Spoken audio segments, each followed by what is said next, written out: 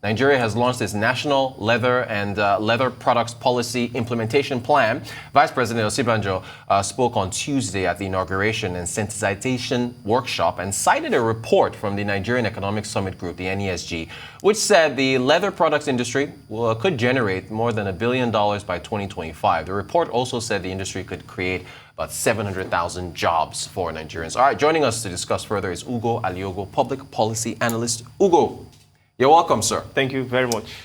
I think we have got GDP for textiles, apparel, and footwear. And as we look at those numbers, I wanted to, because we got to put this stuff in context, right? RMG, ready-made garment industry. Right, like all that together. Industry, so, yes. what do you make of the the plans, the policy? Let's start with leather. Okay. $1 billion by 2025. Very beautiful policy. In fact, I've read what government said about the policy. Yes. They talked about the different issues they will be concerned about. Funding, they talked about e-leather, they talked about intellectual property and other issues that the policy, the plan rather, would encompass. Yes. It's very beautiful. But for me, I would like us to have some points of reference. Okay. The first point of reference is equity financing. Okay. Let's use the Aba leather industry as our case study in this analysis.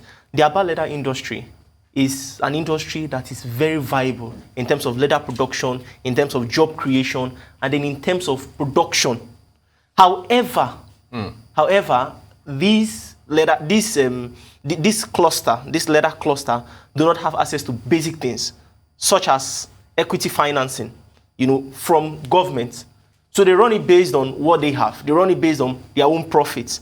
And then apart from equity financing, there is also need to have access to power. They run it through their own generated power plants. There is need to have access to power. They don't have enough access to power, which spikes up the cost of production. So if imagine there's steady power, it will help reduce the cost of production. And then to make our leather shoes, our leather bags, and then our leather product competitive globally, we need to adopt innovative technologies. And then the leather tanneries.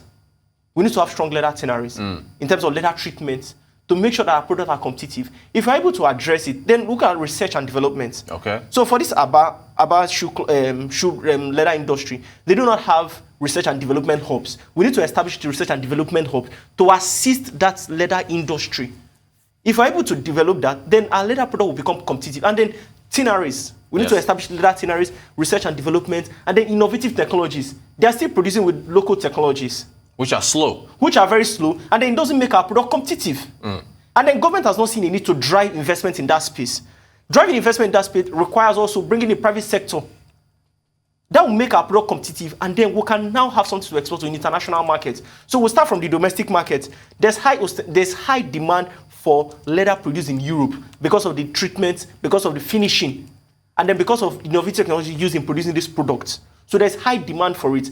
And most times, we spend a lot in buying most of those things.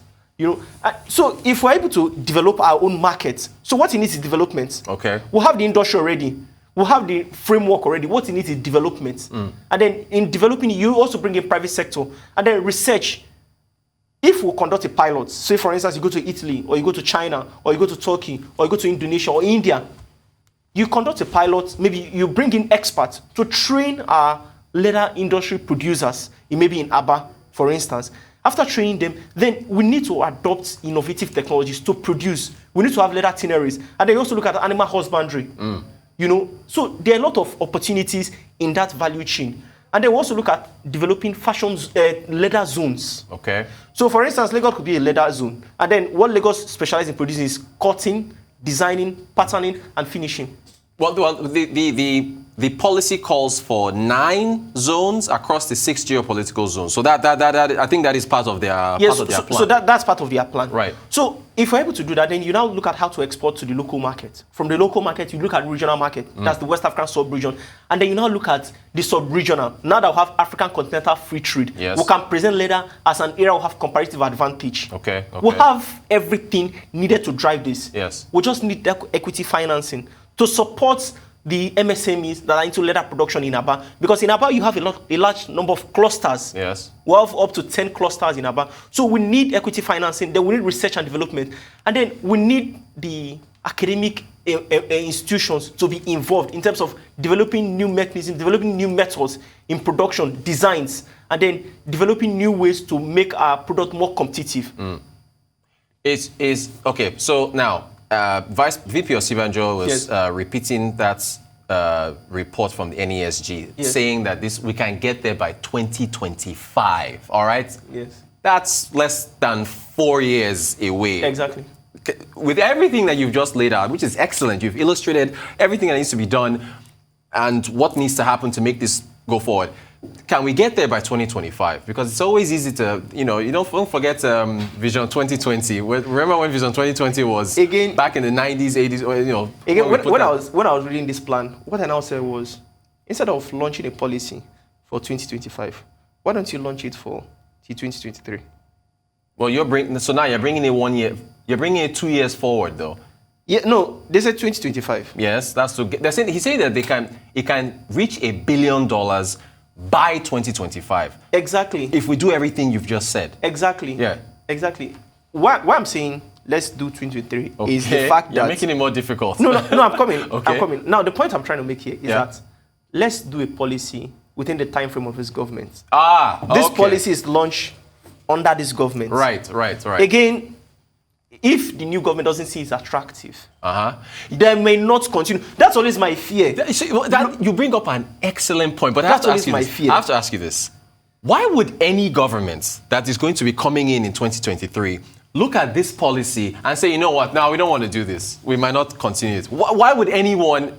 It makes sense, the industry, the leather industry, right, has been in existence for a long time. Exactly, right. That's the potential of the industry has not been harnessed. Facts. That is correct. And then to harness the potential of the industry, you need a policy framework. Okay. Not just a policy framework, you need investment partners. So you've listed a lot, so that's what I'm saying.